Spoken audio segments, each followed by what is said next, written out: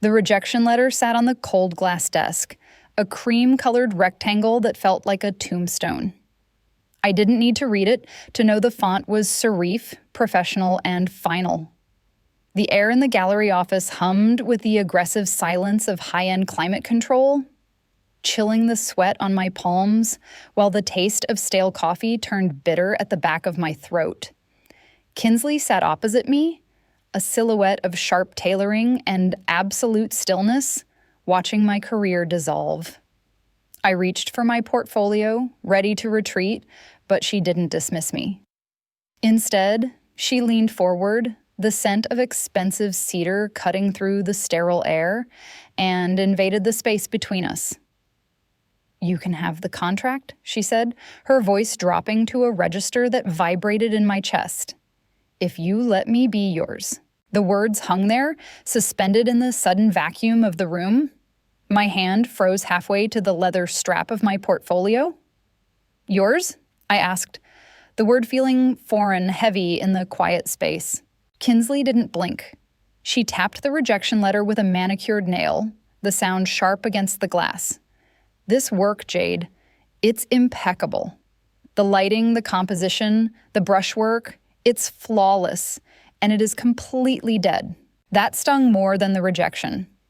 I wanted to defend it, to explain the hours, the years of training, the nights spent inhaling turpentine until my head spun.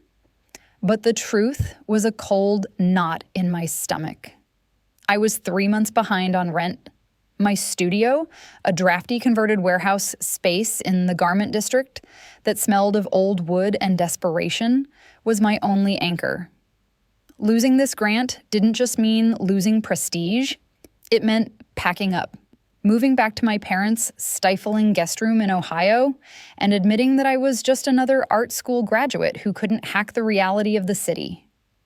I was terrified of that silence, of the failure that felt like it was already rewriting my DNA.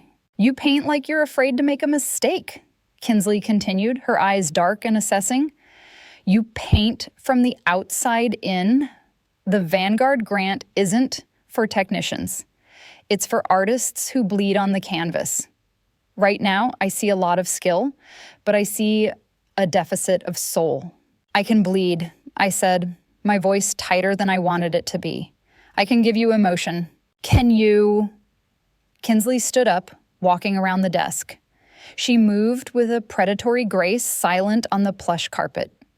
She stopped right beside my chair, close enough that I could feel the heat radiating from her suit. "I don't want a painting of emotion, Jade. I want the thing itself. That is why I made the offer." I turned to look up at her. "I don't understand. You want a relationship?" A corner of her mouth quirked up, not quite a smile. "I want you to possess me." The air in the office seemed to thin. "Possess you?"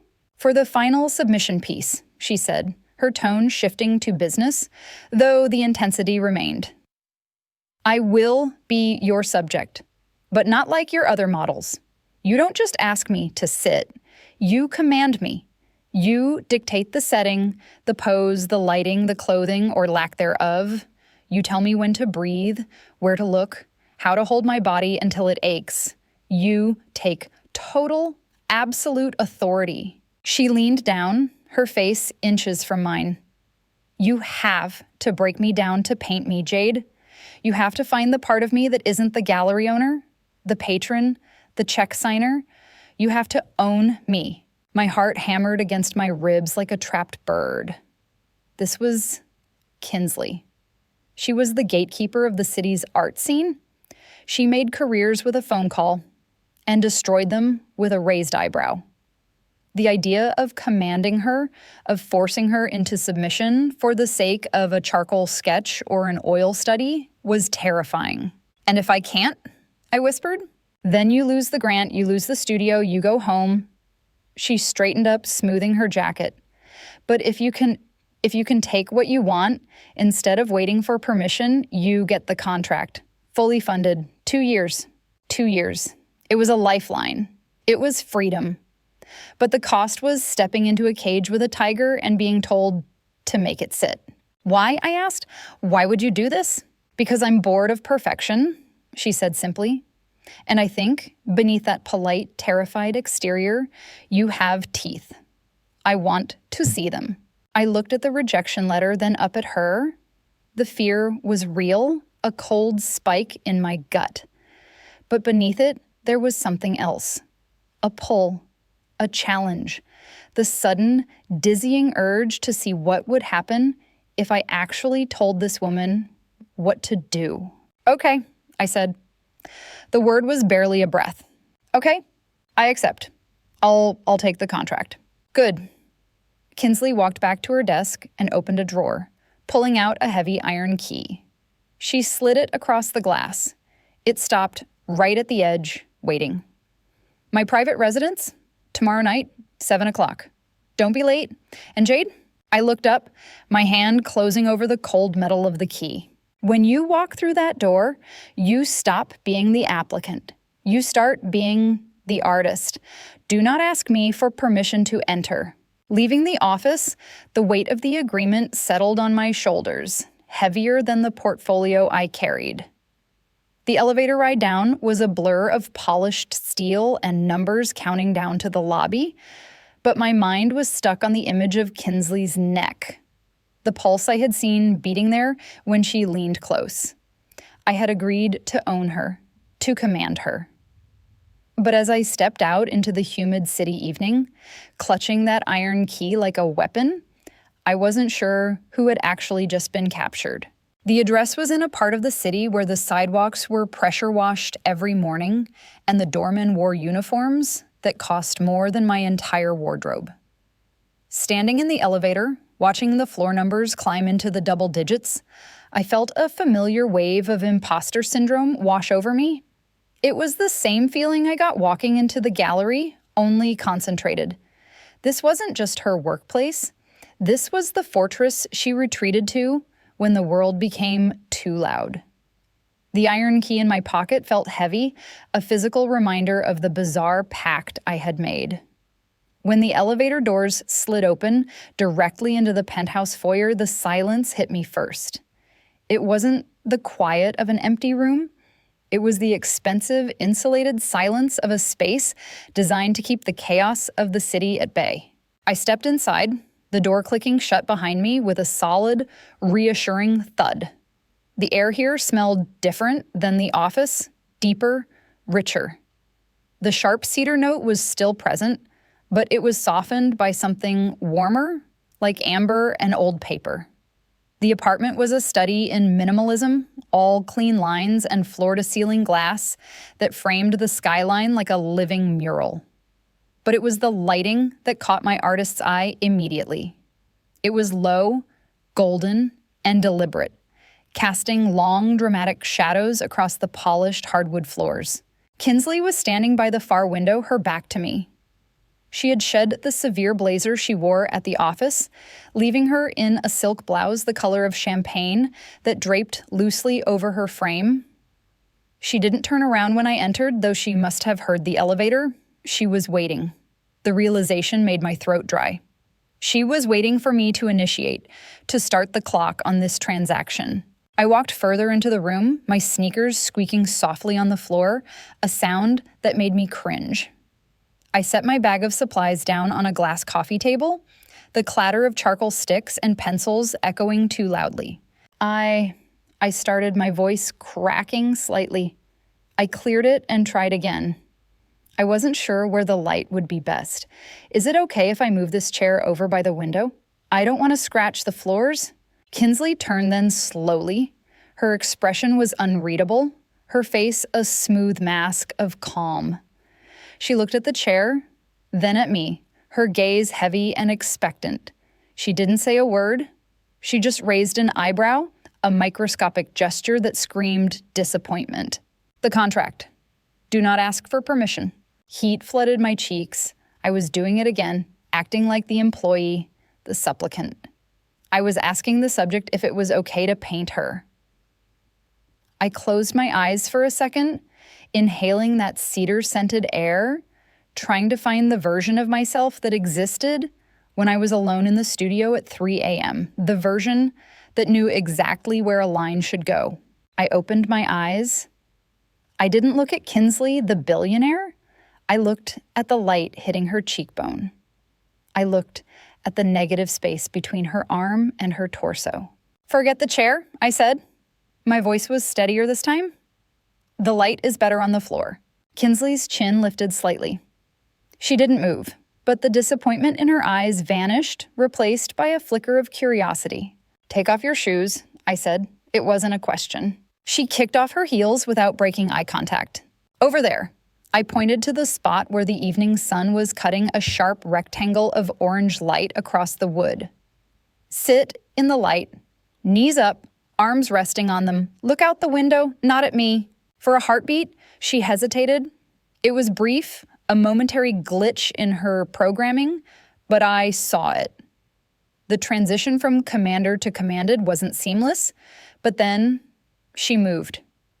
She walked to the spot I indicated and lowered herself to the floor with a fluid grace. She arranged her limbs exactly as I had described, turning her face toward the glass. I grabbed my sketchbook and a stick of thick, soft charcoal. I moved around her, finding the angle. Through the lens of the work, the fear began to recede. She wasn't my boss anymore. She was a series of intersecting geometries. The sharp angle of her jaw, the soft curve of her shoulder under the silk, the tension in her back. I began to draw.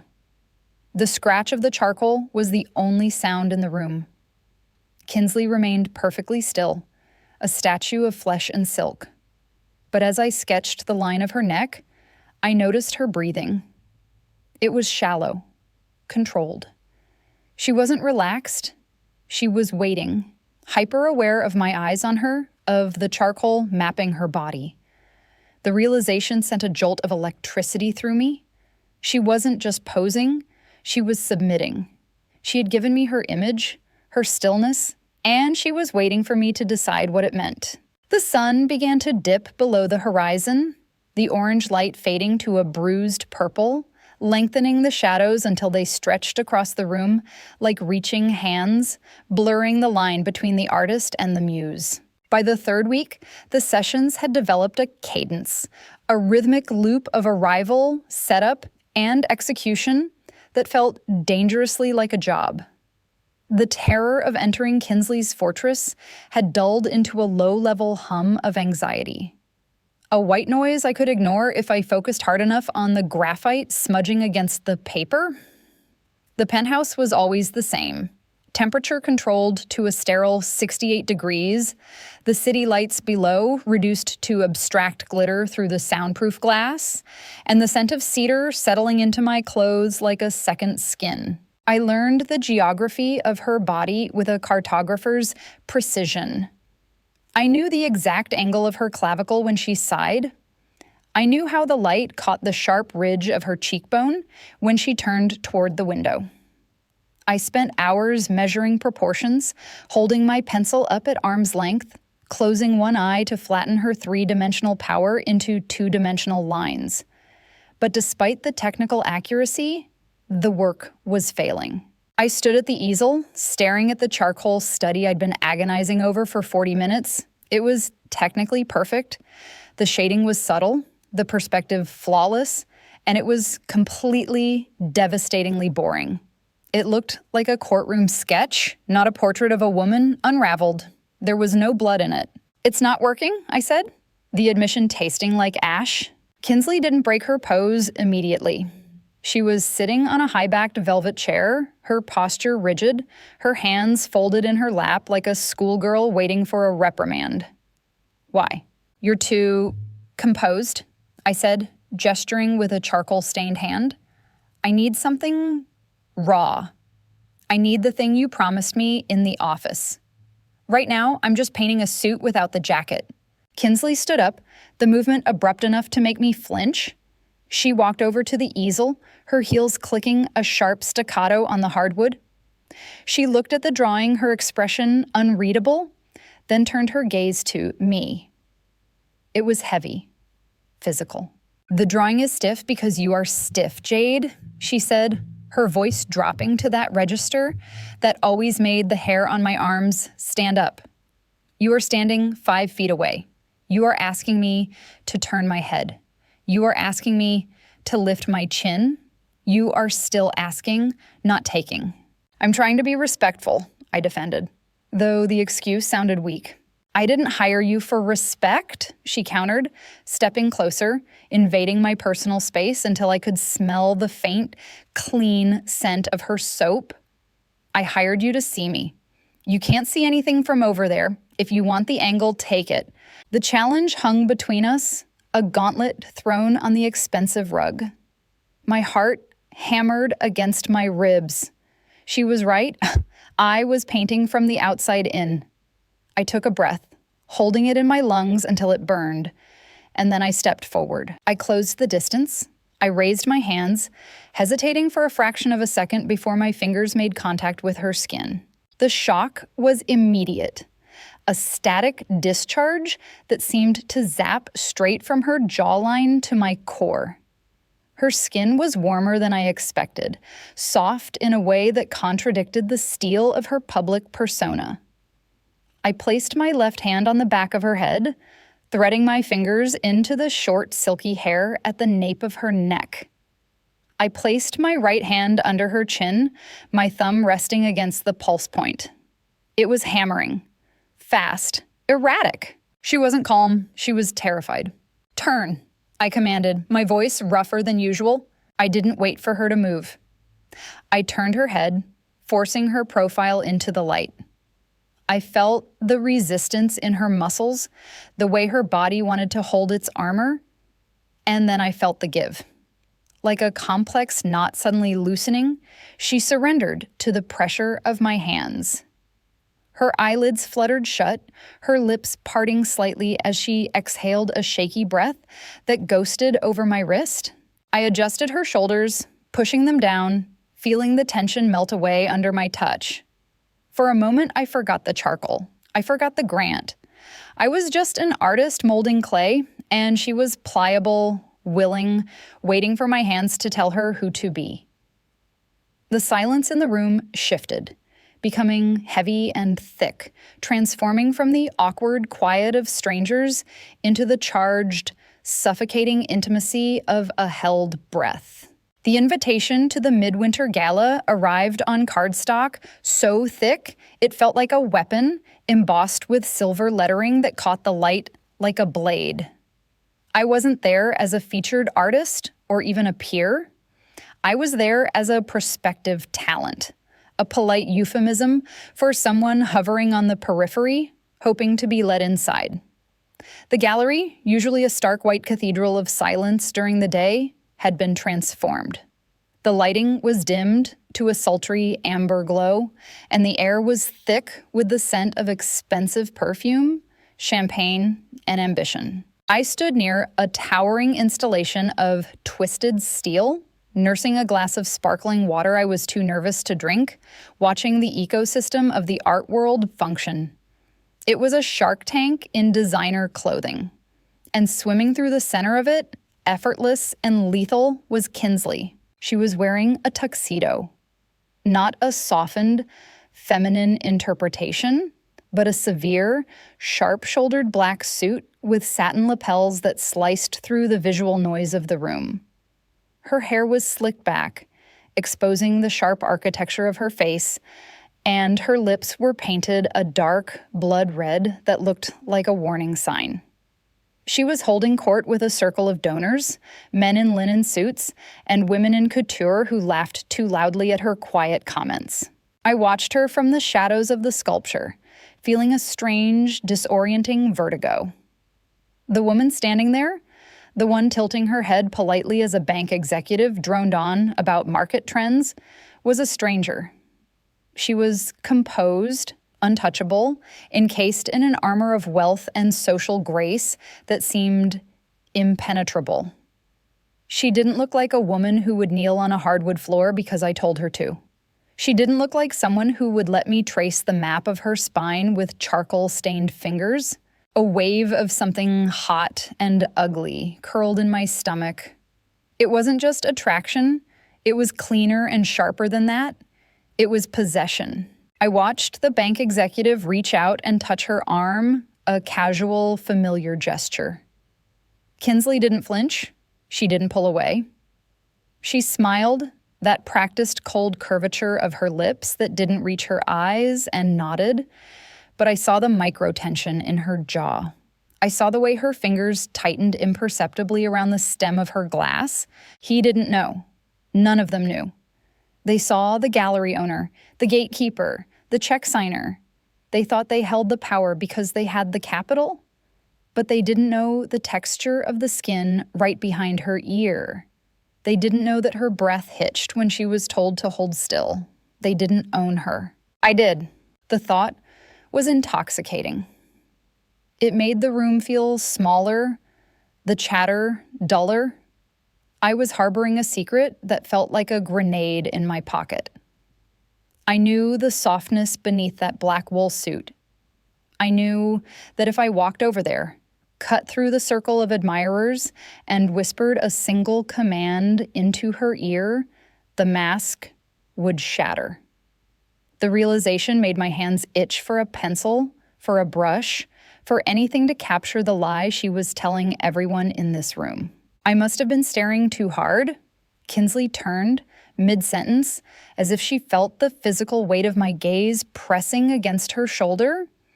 Her eyes scanned the room, bypassing the critics, the wealthy patrons, the rivals, and locked onto me with the precision of a sniper. The noise of the party seemed to drop out, replaced by the rushing sound of my own pulse. She didn't smile. She didn't wave. She simply held my gaze across the 30 feet of polished concrete and social distance. Her expression was unreadable to anyone else, but to me, it was loud. Her eyes darkened, the pupils dilating slightly even in the dim light. She lifted her glass to her lips, taking a slow sip while holding my stare, and then, with her free hand, she adjusted her cufflink. It was a small movement, a twist of the wrist, but it was the exact gesture I had used 2 nights ago to correct the angle of her hand during a sketch. I remember, the gesture said, "I am wearing the suit, but I am yours." The air in the gallery suddenly felt suffocating. I couldn't watch her perform anymore. I couldn't stand the fake smiles and the polite laughter. The image of her standing there, powerful and constrained, burned into my retina. I needed to get it out. I needed to put the lie on canvas before it faded. I set my full glass on a passing waiter's tray, dodging a curator who looked like he wanted to ask about my background, and headed for the exit. I pushed through the heavy glass doors into the cool, damp night air, my lungs heaving as if I'd been underwater. I didn't hail a cab. I started running toward the subway, my mind already racing ahead to the studio, to the smell of turpentine and the blank canvas waiting for the truth I had just seen. The party was just noise. The real work was waiting in the silence. The storm hit the city 3 days later. A violent, thrashing thing that turned the skyline into a gray smear of water and wind. Inside the penthouse, the silence was usually absolute, but tonight, even the triple-paned glass couldn't completely shut out the rage of the weather. The windows vibrated with a low, thrumming bass note every time the thunder rolled, a physical reminder of the pressure building in the atmosphere. It mirrored the air inside the room perfectly. We had been working for 3 hours. The air smelled of ozone, wet wool, and the sharp chemical bite of the turpentine I used to clean my brushes. I had moved past charcoal. We were in oil now, the medium, thick and unforgiving, demanding a commitment that sketch paper never did. "Again," I said, my voice cutting through the low hum of the storm. Kinsley was exhausted. I could see it in the fine tremor of her triceps, in the way her breath hitched in her chest. She was kneeling on a drop cloth I had laid over the Persian rug, her back to me, her spine a long, pale curve of tension. I had asked for something difficult, a pose that required her to arch her back and twist her torso, one arm reaching back, as if grasping for something she couldn't see. It twisted her rib cage, exposing the vulnerable, soft skin of her underarm and the frantic beat of her heart against her ribs. "My arm is cramping," she whispered, not moving. "Hold it," I commanded, mixing a dark umber with a slash of crimson on my palate. "Don't move. You're almost there." "Jade," she breathed, the name cracking. I said, "Hold it." I wasn't being cruel. I was chasing something. I had seen the mask slip at the gala, and I was desperate to find that woman again, the one who lived under the armor. I needed the exhaustion to strip away the gallery owner until only the human remained. She held it. Her muscles spasmed, a visible ripple under the skin, but she didn't break. She stayed in the fire because I told her to. The power of that realization hit me harder than the thunder. The woman who could ruin my career with a phone call was hurting herself just to obey me. I put the brush down. The sound was too loud in the quiet room. "Break," I said softly. Kinsley collapsed forward, catching herself on her hands, her breath coming in ragged gasps. She didn't look at me. She just hung her head, her hair falling forward to curtain her face. I walked over to her, grabbing a towel from the side table. I knelt beside her, not touching her yet, just existing in her space. "Why?" I asked. The question had been rotting in my gut since the party. She didn't look up. "Why what? Why this? You have the world, Kinsley. You have money, power, influence. You could hire the most famous portrait artist in Europe to paint you like a queen. Why are you on the floor of your own apartment, shaking, letting a nobody tell you not to move?" She turned her head slowly. Her face was flushed, her eyes bright and glassy with fatigue. The composure was gone. The cracks were wide open, and I could finally see inside. "Do you know how heavy it is?" she asked, her voice raspy. "What?" "Control." She shifted, sitting back on her heels, wincing slightly as her muscles protested. "Every minute of every day, I am the structure. I am the foundation. I hold up the gallery, the board, the artists, the investors. I decide what is valuable and what is trash. I never get to not know the answer. I never get to just be." She looked at her hands, flexing the fingers that had been cramping moments ago. "I didn't want a portrait, Jade. I wanted a vacation from myself." She looked up at me, and the raw honesty in her gaze was devastating. I wanted someone else to carry the weight. I wanted to be the object, not the subject.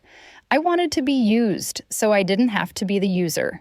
The confession hung in the air, heavy and wet like the humidity pressing against the glass. It wasn't about sex, and it wasn't about art. It was about surrender. She was starving for the freedom of having no choice. I reached out, my hand trembling slightly, and brushed a damp strand of hair away from her forehead. It was an intimate gesture, far beyond the boundaries of our contract, but the contract felt like a lifetime ago. "Turn around," I whispered. She didn't hesitate. She turned her body toward me, open, defenseless. I looked at her, truly looked at her. I saw the exhaustion etched into the corners of her eyes. I saw the loneliness that sat on her shoulders like a mantle. And suddenly the painting in my head changed. I didn't need to paint the power. I needed to paint the relief. I stood up and went back to the easel. I scraped the dark, angry colors off my palette and reached for the ochre, the soft white, the vulnerable pinks. "Stay there," I said, my voice steady, anchored. "Just like that. Don't hide." For the first time, when I looked at the canvas, I didn't see a challenge. I saw a truth. And as the rain battered the glass, trying to get in, I began to paint the woman who had finally let herself out.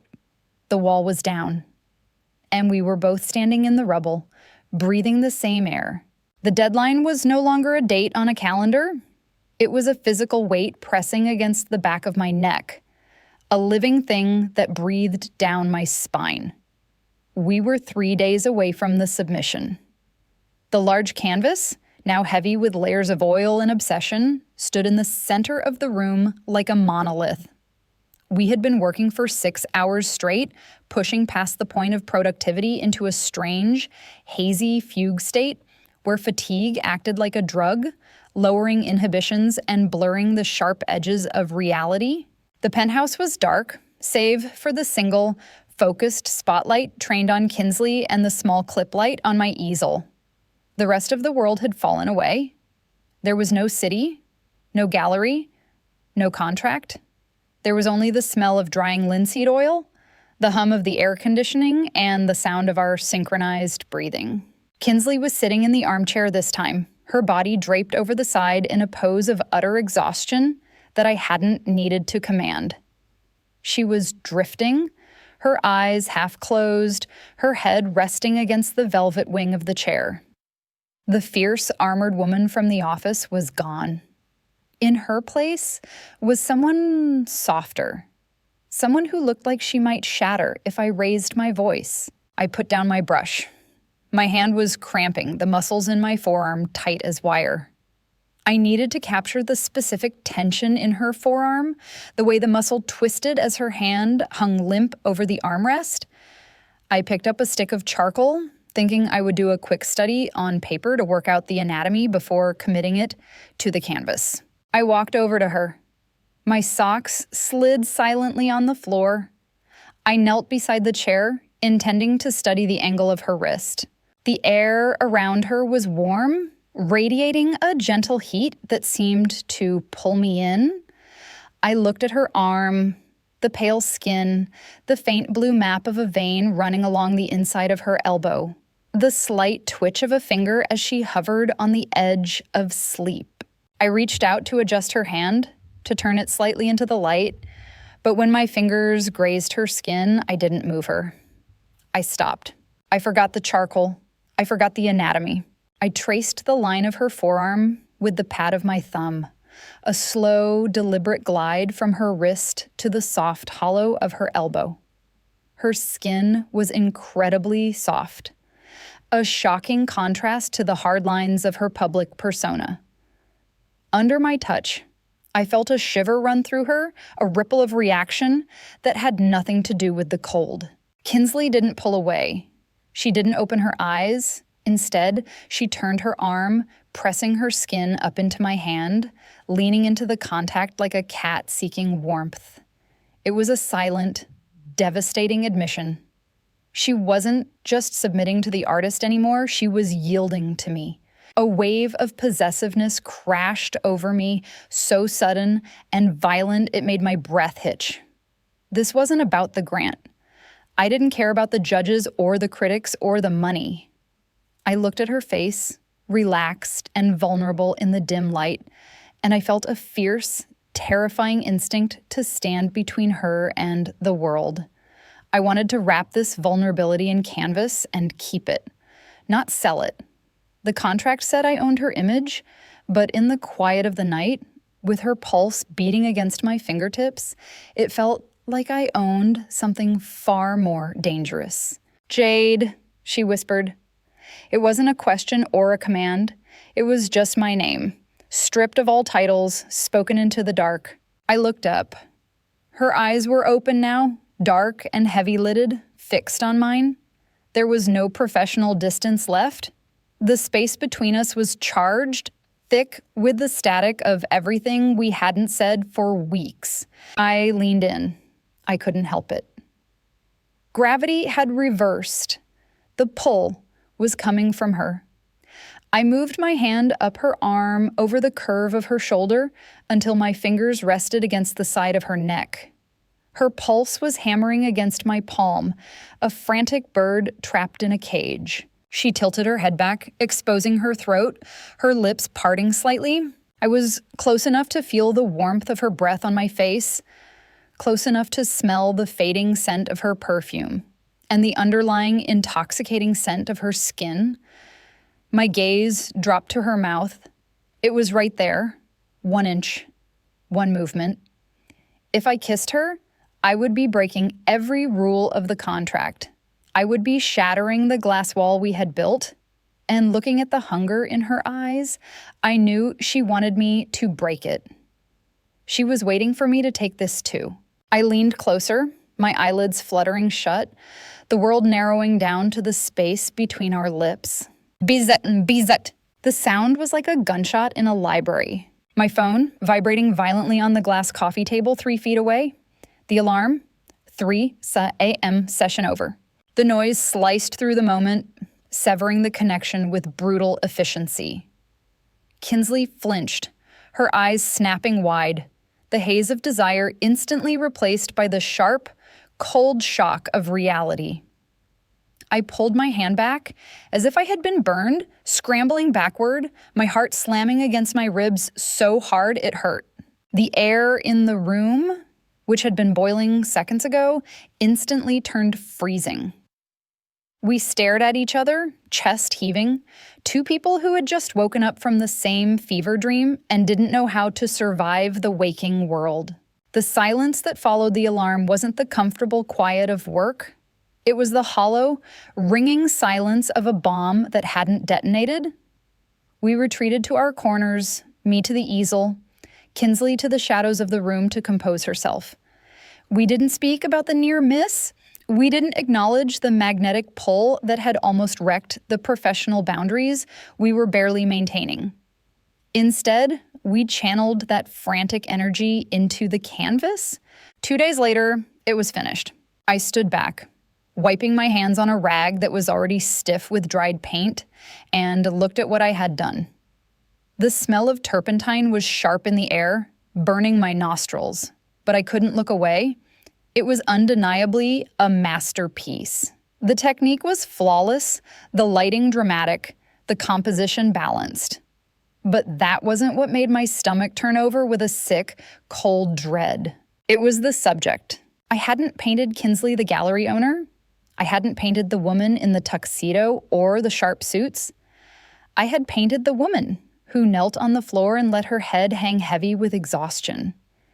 I had painted the flush on her neck, the parting of her lips, the terrifying, beautiful surrender in her eyes.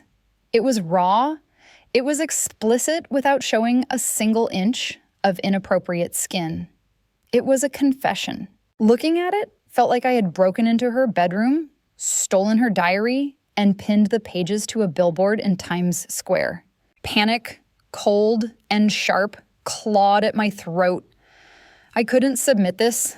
The Vanguard Grant Committee would see the skill, yes, but they would also see her. They would see the vulnerability she spent every waking moment protecting. And worse, they would see me. They would see the way I looked at her. You couldn't paint someone with this level of intimacy without revealing your own obsession. The brushstrokes were practically shouting that I was in love with her. And then the second wave of fear hit, heavier than the first. The contract. You can have the contract if you let me be yours. The deal was for the submission. Once I handed this over, the transaction was complete. The possession would end. I would go back to being a grant recipient, and she would go back to being the untouchable patron. The dynamic that allowed me to touch her, to command her, to exist in her space. It would all evaporate the moment this canvas left the room. I looked around the studio, my heart hammering against my ribs. I couldn't let that happen. My hand hovered over the palette knife. A single, violent scrape across the wet paint would ruin it. I could tell Kinsley I failed. I could tell her the composition fell apart. I would lose the grant. I would lose the studio. I would have to move back to Ohio. But I wouldn't have to sell her out. I wouldn't have to say goodbye to this. I was reaching for the canvas, my fingers trembling, when the door clicked open. Kinsley walked in. She was back in her armor, a charcoal gray suit, hair perfectly slicked back, face composed. She stopped in the doorway, her eyes locking onto the easel. I froze, the palette knife clattering to the floor. Kinsley, wait. It's not... I need to fix the... She didn't hear me? Or she ignored me.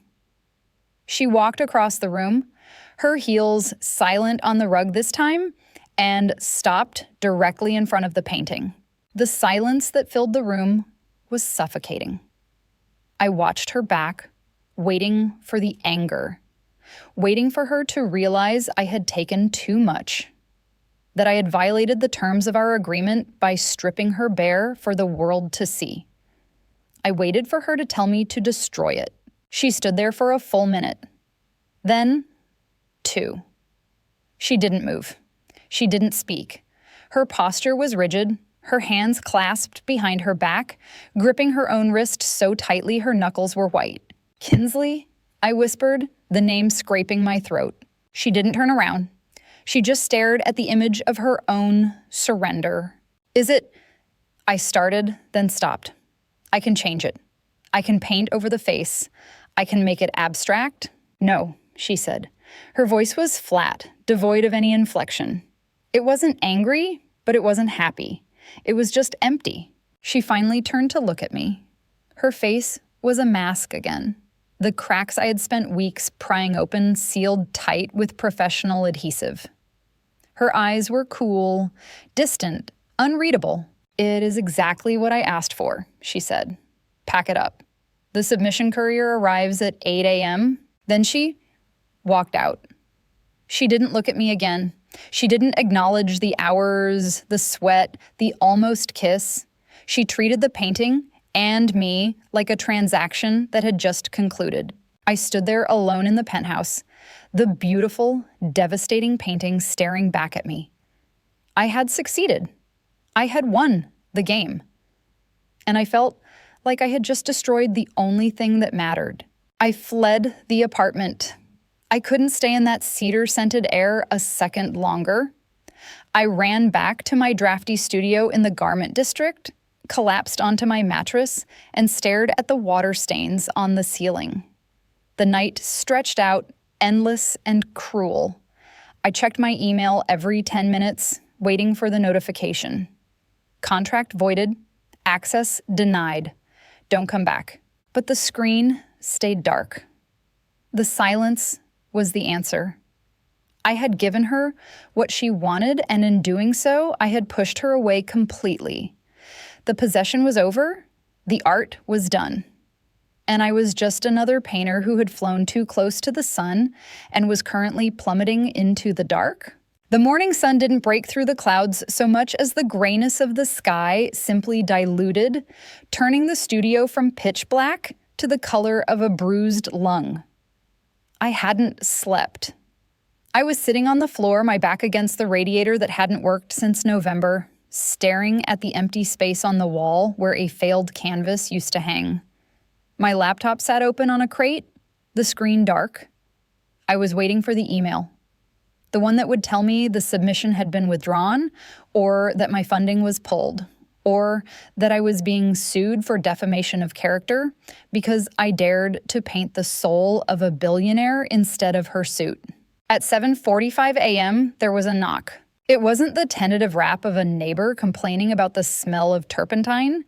It was 3 sharp, decisive strikes, the sound of authority. My stomach dropped through the floorboards. I scrambled up, smoothing my paint-stained t-shirt, and walked to the door. My hand hovered over the knob. I considered pretending I wasn't home, but my lights were on, and Kinsley wasn't the type of woman who believed in locked doors. I pulled it open. Kinsley stood in the hallway. The contrast was almost violent.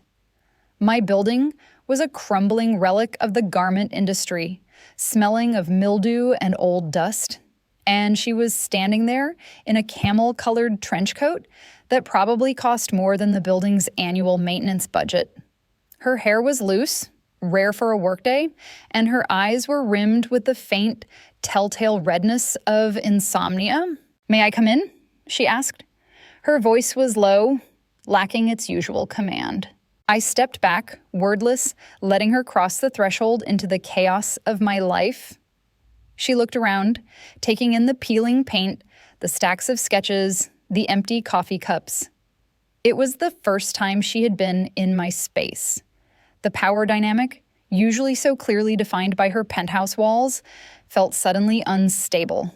"The courier took the piece," she said, not looking at me. She was studying a charcoal sketch of her own hand, tack pinned to the wall.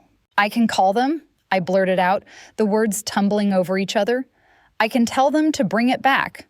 I can withdraw the submission. You don't have to. Jade. She turned, cutting me off. Stop. She walked toward me, navigating the obstacle course of my studio with a careful precision. She stopped 3 feet away, close enough that I could smell the rain on her coat and that familiar cedar perfume.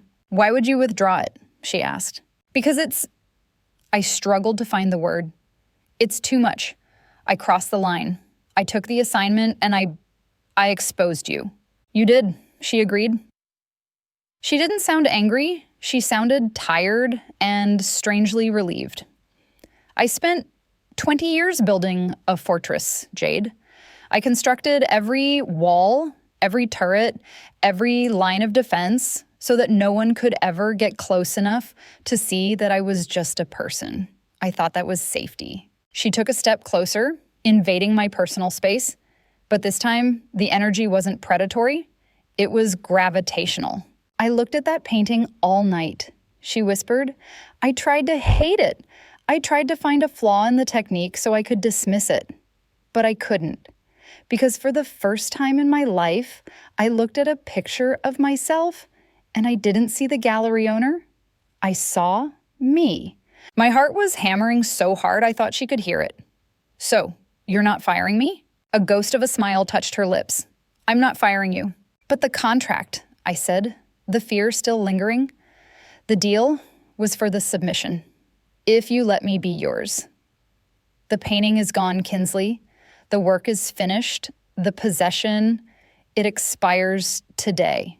Kinsley looked down at her hands, the same hands I had painted, the same hands I had physically arranged and manipulated for weeks.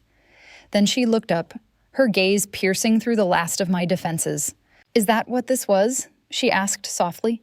Just a transaction? Is the contract the only thing binding us, Jade? The question hung in the cold air of the studio. I looked at her, not as a subject, not as a boss, but as the woman who had shivered under my touch in the dark. No, I said, my voice shaking. It wasn't just the contract. Good. She closed the distance. She didn't wait for a command. She didn't ask for permission. She reached out, her hands cupping my face, her thumbs tracing the line of my jaw with a tenderness that made my knees weak. Then take me, she whispered. Not for the art, for yourself.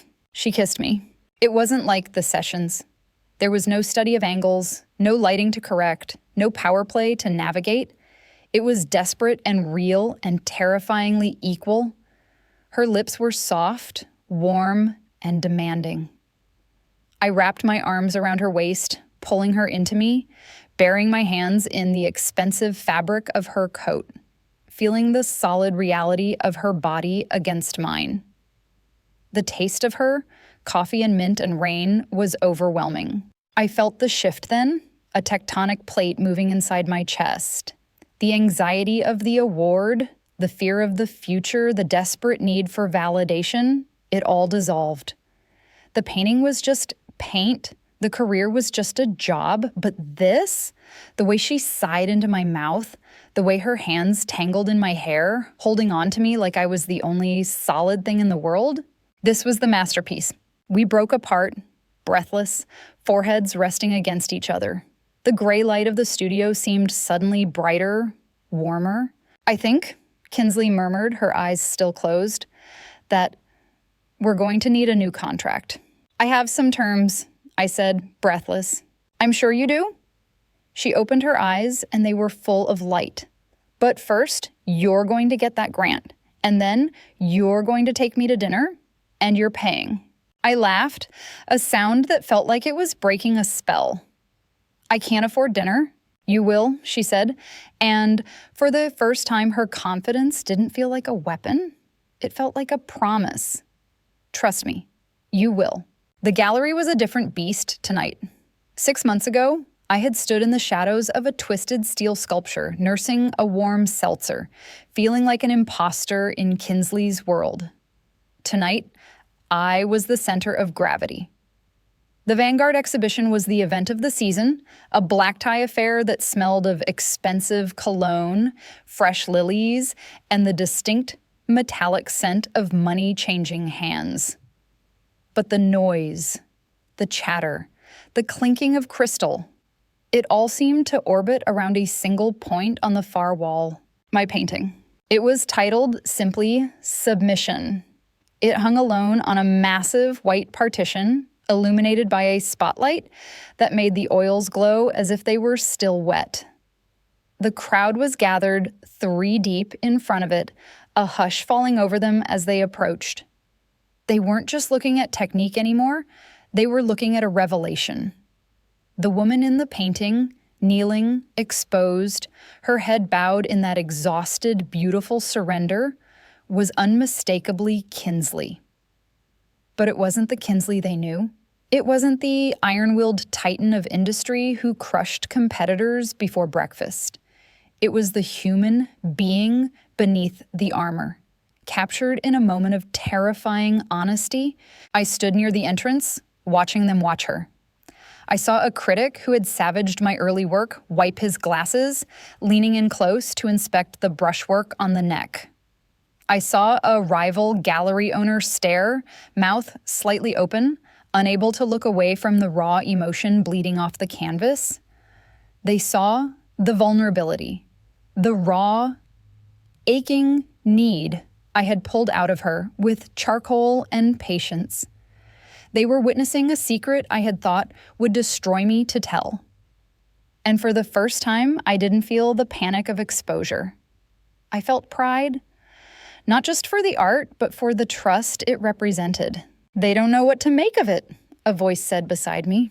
I turned. Kinsley was there.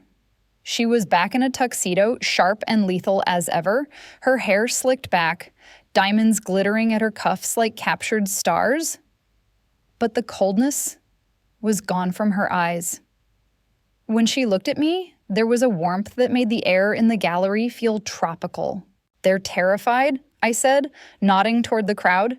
"They've never seen you bleed before. They didn't think you could." "Let them look," she said, her voice calm, dismissing the entire room with a shrug. She stepped closer, her shoulder brushing mine. It was a small contact, invisible to the room, but it sent a jolt of electricity straight to my core. The contract was for the art, Jade. The art belongs to them now. They can analyze it, critique it, buy it. But the rest? She let the question hang there. She didn't look at the painting. She was looking at me, ignoring the donors waving for her attention, ignoring the photographers snapping pictures of the muse and the artist. In this room, full of people who wanted a piece of her power, she was standing with the only person who knew what it felt like to hold that power in the palm of a hand and give it back. "The rest is mine," I finished for her, the realization settling in my chest like a heavy, warm stone. Kinsley smiled, a genuine private expression that belonged only to the penthouse at 3 a.m. She leaned in, ostensibly to whisper a comment about the wine, but her lips grazed the shell of my ear. "You fulfilled your end of the bargain," she murmured, the low register vibrating against my skin, raising goosebumps beneath my silk dress. "You took the commission. You took the control. You have the contract, Jade. Fully funded. 2 years of absolute artistic freedom." She pulled back slightly, her eyes locking onto mine, dark and intense. "And you have me. That part of the deal. That part doesn't expire when the gallery closes." I looked down. Her hand was hanging by her side, close to mine, hidden in the folds of her jacket. Slowly, deliberately, I reached out. In the middle of the crowded room, under the bright lights of the career I had fought so hard to save, I brushed my pinky against hers. Her fingers instantly curled around mine, a tight, possessive grip that anchored me to the floor. "I know," I whispered, squeezing back. "I'm keeping both." The crowd shifted, someone laughed, a camera flashed. But in that small space between our shoulders, the world was quiet. The painting on the wall was a memory of a transaction. The woman holding my hand was the reality. The gallery lights dimmed, signaling the end of the night. The crowd filtered out, leaving only the scent of expensive perfume and the ghost of applause. The heavy glass doors clicked shut, sealing us in. I looked at Kinsley, then at the painting. The art was just the beginning of the possession. If you've ever found love in the places you were most afraid to look, subscribe to see where the story goes next.